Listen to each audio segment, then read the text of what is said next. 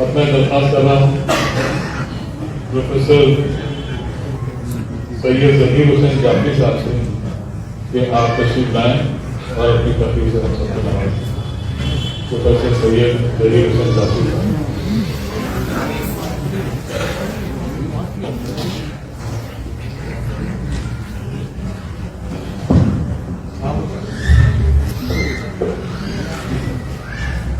نحمدہ و نصلی علی رسول الکریم. اما بعد. سب سے پہلے میں سید میں مبارکباد دیتا ہوں بڑے کام کے لیے کہ انہوں نے اعتبار تبار کروائی اور شخص علماء حضرت فضل نظام سے تصانیف کا. اور یہ اردو میں ہے، اردو کا طبقہ جو ہے وہ اس سے واقف ہے، لیکن جو جس کو واقف ہونا چاہیے چاہے اس کے لیے اردو اس کی طرف زیادہ اہم نہیں رہتی. تو جو ہم لوگ آلریڈی جو کنورٹیڈ ان کو کنورٹ کرنے کی اس کو ہے کوشش، لیکن شاید اس سے اور پھیلاؤ ہوتا ہے. ان باتوں کے ساتھ صوفیہ کا کیا ترجمہ رہا ہے قومی تحریک کا، اور صوفیہ کا جو پورا موومنٹ رہا ہے، تحریک رہی ہے، اس سے قومی تحریک کے کیا کیا تازے پانی ملتے ہیں. گفتگو ہو چکی ہے بہت ساری باتیں بتاؤں گا.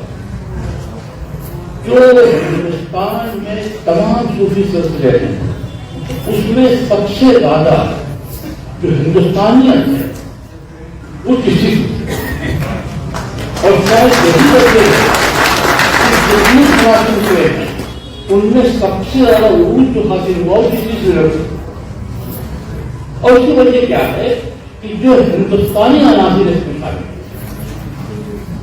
اور جس طریقے سے مثلا مجھے نہیں معلوم کہ سندر کی رسم علاوہ کسی سلسلے کی کہاں ہے. اب تو ہری اور ہر پیغام مان لیتا ہے، لیکن جو سندر چندر جو ہندوستانی روایت میں تحفظ و مقدس ہے، جس کے میڈیکل فیسلٹیز ہیں، جس کے اینٹی ایڈیٹڈ ہے، تو یہ سندر جو ہے شاید ہندوستان کے علاوہ کسی بھی سلسلے میں نہیں ڈاپ کیا گیا دنیا میں کہیں پر.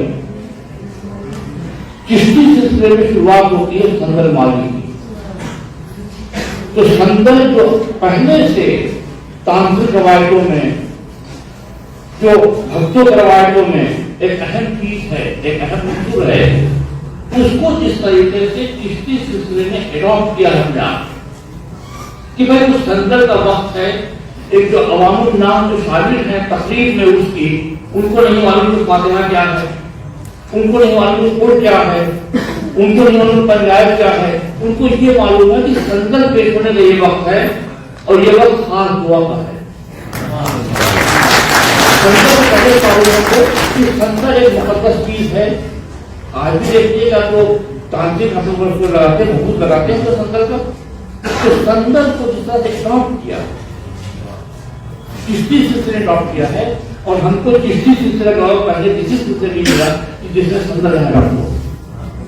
تو ایک جو ہندوستانی رسم رواج، جو ہندوستانی چیزیں جو تقدس چیز ہے، اس کو چشتی سلسلے اپنا پیدا. تو ایک چیز جو ہندوستانی سمجھ، دوسری چیز کافی ذکر ہو چکا ہے، لیکن جو یہاں پر زبانیں رہی ہیں، پالی رہی ہے، پراکرت رہی ہے، سنسکرت رہی ہے، عربی، فارسی، یہ تمام وہ زبانیں ہیں جو ایک ہی صدی سے کم لوگوں کے استعمال کرتے ہیں. جو چشتی مطلب میں آ کر کے ایک طریقے سے لنگوسٹک روپ سے برپا کیا. حضرت بابا فرید نے سرائکی و ملتانی میں شاعری کی، گجری میں شاعری کی، اودھی میں شاعری کی. جو ہندوستان میں جو پریم آخان لٹریچر پورا ہے ملک محمد جاوید سے شروعات ہوتا ہے. تو اب جو ہے پریم آخان کو آپ دیکھیے کہ پریم کا ویاخان یہ پوری سے پوری مصنوعی روایت ہے. مصنوعی روایت ہوگی جانتے ہوگی تو پورا جو شم ہے مصنوعی کا وہ صرف اور صرف پرشین ہے. جانتے بھومی نے پورے واقع کو نقل کیا ہے، پوری ان کی شروعات ہوتی ہے. تو یہاں پر اسی طریقے سے زبان کی مقامی ہے، اودھی زبان، گجری زبان، جو کھڑی بولی ہے، جو ریما جو بولی جاتی ہے، جو مجھیری زبان ہے، اس میں دیکھیں اب آپ دیکھیے خاتون ضروری کا جو ریما کے تھے ان کی بریکنگ آ گئی ہے 1800 بالکل مصنوعی کی طرف ہوا کی ہے، لیکن باغیر کھنڈ کی باغیر کھنڈ جو ہے تو باغیری زبان ہے۔ حافظ یہ جو وہ ہے حضرت واحد بھاگا کے شاہ قاسم دریابادی حضرت واحد جو ہے پوری مصنوعی اسٹائل کی مسئول میں سب چلے گئے، سانسرس کا قانون فندر لکھ رہے ہیں، پوری زبان جو ہے وہ مقامی زبان ہے، اودھی زبان ہے، اور ان زبانوں میں اس کے پہلے کوئی لٹریچر نہیں ہے۔ آپ دیکھیے کہ پنجابی کا یا سرائکی زبان میں بابا فرید کے پہلے کا کوئی لٹریچر ہے ہی نہیں۔ اگر لٹریچر پہلا ہے تو بابا فرید کا، تو جو زبانیں تو موجود تھیں لیکن اس کا کوئی لٹریری ویلو نہیں۔ چشتی صوفیوں نے اس کو ایک لٹریری ویلو دیا۔ بابا فرید کے کلام سے پہلے کوئی کلام نہیں ملتا پنجابی کا یا سرائکی کا یا ملتانی کا۔ اسی طریقے سے پریما خان کے پہلے ملک محمد جائسی پنماوت سے پہلے کوئی کلام نہیں ملتا ہے جاولی میں۔ ملک محمد جائسی دیکھیے مصنوعی ملتے ہیں تو جو لیتے ہیں باوجود بھومی کی پیروی کر رہے ہیں۔ تو جو اسٹائل اچھا اس میں جو بہت زیادہ جو ہندوستانی نظرت ہے مصنوعی میں شیر فرحات کا ذکر ہے، یہاں سارے کیریکٹر ہندوستانی ہیں، یہاں رتن سین اور پدماوتی ہیں، یہاں رتن یہاں جو وہ ہے ان کی شام شر کا داؤد کی جو ہے ملا داؤد کی جو چندہ ہے اس میں بھی چندہ وہ ہیں۔ تو جتنے بھی کیریکٹر ہیں، جتنے بھی ہیرو ہیروئنس ہیں وہ سب مقامی ہیں ہندوستانی۔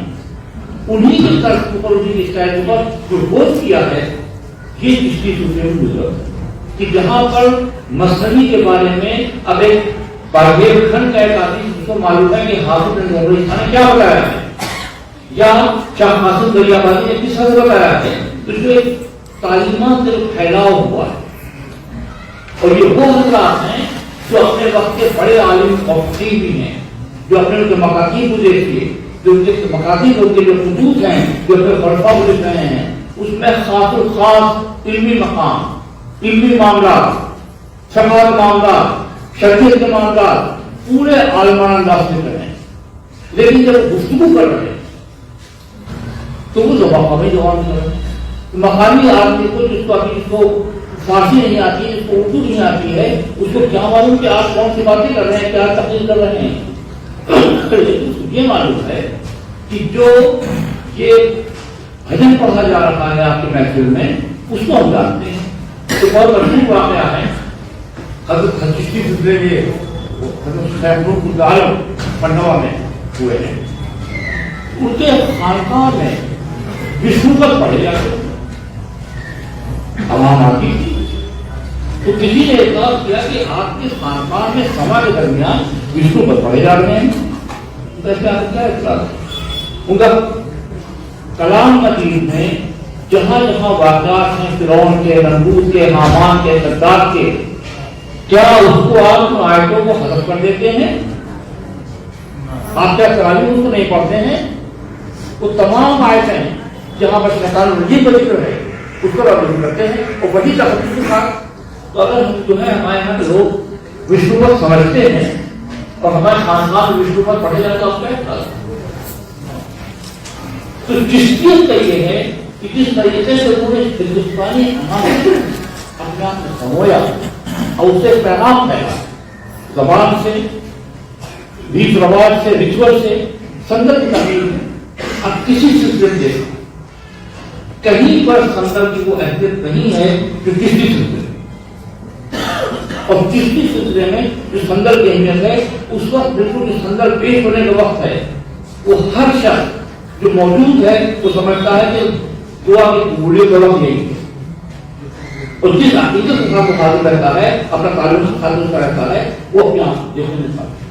تو اسی طریقے سے چشتیت کے ساتھ اپنے رسم و رواج، ان کے جو زبان، ان کے جو الفاظ اور ان کی جو طریقے ہیں، اچھا یہ سلسلہ یہی نہیں ہے کہ صرف حضرت محبوب راہی، حضرت محمد صدر یا حضرت رسول ختم ہو گیا ہو، اس سلسلہ جاری رکھا ہے. ہم اپنا خود ہمارے شیخ اکبر ہماری جان طریقہ میں ہمارے خانمان بانی سرور خانمان بانی حضرت محبوب سروری بڑے عالم سے، بڑے فقیر سے، ان کا بہت مشہور ہوا ہے پیرن رسنا کھان کے کر مسکینی بھیس میٹھے بولو نئے کرو سردی سنبھالو دے. جو ایک اصول ہے رسنا کھان کے زبان سنبھال کے کر مسکینی بھیس میٹھے بولو نئے کرو سردی سنبھالو دے، یہ موٹو انہوں نے دیا تھا جو آج تک میں خاندان میں کرتا ہوں. اب ایک اور بتا دیں، بہت اہم بات ہے لباس کی. ایک بہت مشہور محدث ہیں علامہ رضی الدین حسن صفانی، جن کی بہت مشہور کتاب ہے مشارق الانوار. اور جو مشارق الانوار جو ہے صحیح بخاری اور صحیح مسلم سے پہلے ہندوستان کی درسی کتاب تھی. ہر مدرسے میں یہ کتاب پڑھا جاتا تھا. 13ویں صدی جب آئی ہے صحیح بخاری صحیح مسلم، تو اس کے بعد مشارق الانوار میں پڑھنا کم ہوا. یہ بڑے محدث تھے، مطلب لاہور میں تو وہاں پر کسی شخص نے کہا کہ مجھے تصوف وہاں ان کا بھائی ایسا ہے کہ یہاں تم ناگور میں ہمارے پاس زیادہ تر شہید کے معاملات آتے ہیں، ہم سے لال روز اور حدیث سے آتے ہیں، تو یہاں حدیث میں دے رہا ہوں ایسا کرو کہ جب ہم روانہ ہوں سفر پر تو جو ہمارے ساتھ چلنا میں تم کو تصوف پڑھاؤں. وہ روانہ ہوں گے اور جب روانہ ہوئے تو ہم نوجہ لکھتے ہیں، محبوبائی لکھتے ہیں کہ جب روانہ ہوئے سفر پر گجرت ناگور سے وہ بلائی مارے، آپ نے اپنا لباس تبدیل کیا، علماء کا لباس اتار دیا، آپ نے درویشوں کا گھیروا لباس کرنا، ساتھ میں انہوں نے نالے چوبی جو کھڑا ہو وہ پہنی اور پورا جو ہینڈنگ جگ ہے وہ ہاتھ میں لیا اور اس طریقے سے آپ روانہ ہو گئے سفر پر. اور 3 مہینے تک آپ سفر کیا اور آپ جو ہے ناگور سے بلائی پہنچ گئے. اور اس بیچ میں جو یہاں پر نماز کا وقت نماز پڑھتے تھے، عبادت اور عبادت کرتے تھے، سفر اس کے بعد میں سردی کو اثر کرتے ہوئے تو جب ناگور آپ بلائی میں پہنچ گئے آپ سب کو صاحب آ کے تصویر پڑھائی نہیں. آپ جب میں بتایا کہ تصویر سکھائے ان کا جب میں ناگور سے نکلا اس کے بعد آج تک جو کچھ کر رہا ہوں یہی تصویر ہے. اور دوسرا فرمایا تصویر پہاڑی کا سکھایا جاتا ہے. تو یہ جو ہے کہ جہاں پر آپ ہندوستان میں گرمی لباس کی اہمیت سے کرتی ہے. اگر آپ درویشانہ لباس کرتے آپ اگر چوکوں میں نالے چوبی پہنے ہوئے کاہوں پہنے ہوئے تو آپ عزت.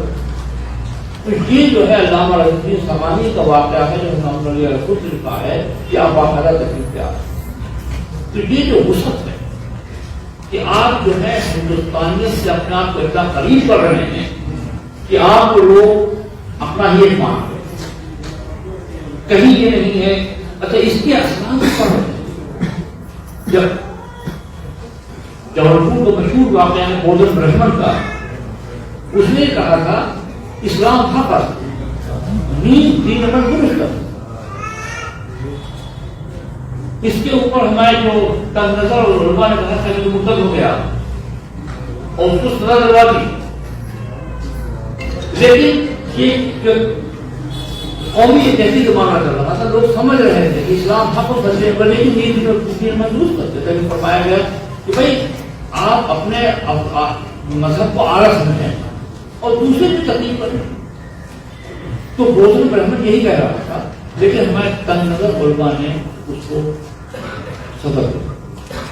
اور بالکل اسی طریقے سے تلسی داس مارس لکھنے والے ہیں، وہ کہتے ہیں دھوت کہو اور دودھ کہو، مسجد میں سوربے مانگ کے صحیح ہے.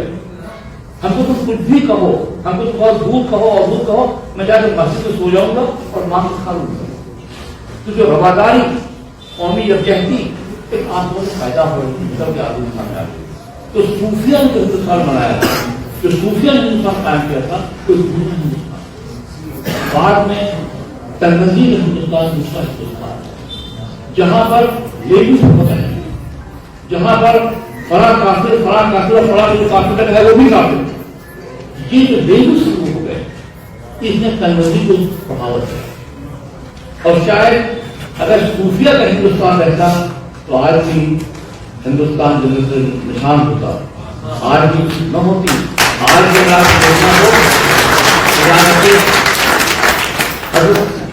غریب نواز کو دیکھیے، آپ حضرت سید سالار رسول غازی کہاں جائیں گے، سید والے سوال صاحب کہاں جائیے، وہاں پر آپ کو زیادہ تعداد نظر ملے، اور جس حقیقت کو جس حکومت سے جاتے ہیں، میں تو اسی علاقے میں رہنے والا ہوں، سید سالار رسول غازی کے یہاں جو لوگ پیدل جاتے ہیں 270 کلومیٹر سفر کرتے ہیں ملنیاں بن کر کے، تو ہمیں ملنیاں پانے مراد، تو وہاں پر جس طریقے سے ایک ہجوم میں جلمار جاتا تو وہ جگہ جو مراکز حقیقت ہوتی، اب اس میں کئی طریقے سے سامنے آ گئی، ایک تو کہ بھائی چیز فلاں چیز بگڑ گیا، فلاں چیز شرک ہے، مسلمانوں کرتے اعتراض آ گیا کہ چیز بگڑ گئی شرک ہے، تو جس چیز کو رواداری کو اور جس یکجہتی کو اور جس بھائی چارے کو اب تک باقی رکھا گیا ہے اس کو ہم مطلوب کر رہے ہیں شرک بگڑ گئے۔ وہیں پر صرف یہی نہیں بلکہ وہیں پر آج سماجی ایک باقاعدہ فرق وہ لگاتے ہیں، خیمہ لگاتے ہیں یہ کہنے کے لیے کہ ہندو تمہیں کیا پوجا، تم کرتے ہو غازی کی پوجا، تمہاری پوجا تو سہارے سہدے ہونا چاہیے۔ تو بالکل ہی کون معاملہ چل رہا ہے، ایک طرف تو نسل مسلمان کو شرک کو بدل کہہ رہے ہیں، دوسری طرف جو ہندو ہے کہتا ہے بھائی تم غازی میں کمان کرو، یہاں تک کہ غازی میں شہدوں کو مار رہے ہیں، تمہارے شہدوں کو ضرورت نہیں۔ تو یہ جو باقاعدہ تنظیم کی سیاست پیدا ہو رہی ہے، لیکن اس کے باوجود جو قافلے جاتے ہیں وہ جاتے ہیں، جو لوگ عقیدت کا اظہار کرتے ہیں وہ کرتے ہیں۔ آپ 4-5 مراکز کے نام رہے ہوں، مکرپور حضرت بدرالدین خان مزار کا مرکز، حاجی والی کا دیوین کا مرکز، بغداد کا مرکز اور اجمیر کا مرکز، یہ اتنے بڑے مراکز ہیں کہ جہاں پر لاکھ بابری مسجد کی شہادت ہو گئی ہو، یہاں پر ہندو کی لہر آ گئی ہو، لیکن ان مراکز کے اوپر نہ ٹورزم کو اثر پڑا ہے نہ کمیونزم کو اثر پڑا ہے۔ شاید یہ روایت ہے جو ہندوستان کو دیا تھا اور ہندوستان نے ایک جو اپنے فارم بنایا تھا، یہ وہ روایت ہے، اسے گاؤں میں پھیلی ہوئی روایت ہے جو پچھلی روایت افغانستان کے واقع